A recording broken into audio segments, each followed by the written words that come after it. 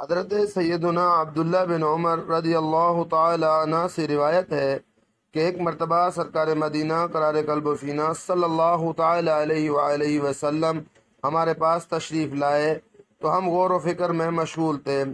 ارشاد فرمایا، تم لوگ کس چیز میں غور کر رہے ہو؟ اللہ عز و جل کی مخلوق میں غور و فکر کرو، لیکن اس کی ذات کے بارے میں غور نہ کرو، کیونکہ اللہ عز و جل نے سرزمین عرب کے ایک کنارے پر ایک جگہ پیدا فرمائی ہے جسے بیضہ کہا جاتا ہے۔ سورج اس زمین کو 40 دن میں طے کرتا ہے۔ اس زمین میں ایسی مخلوق موجود ہے جس نے پلک جھپکنے کی مقدار بھی اللہ عز و جل کی نافرمانی نہیں کی۔ میں نے عرض کی، یا رسول اللہ صلی اللہ تعالی علیہ وآلہ وسلم، ابلیس ان میں کہاں ہے؟ ارشاد فرمایا، انہیں ابلیس کے بارے میں علم ہی نہیں ہے کہ وہ پیدا بھی کیا گیا ہے یا نہیں۔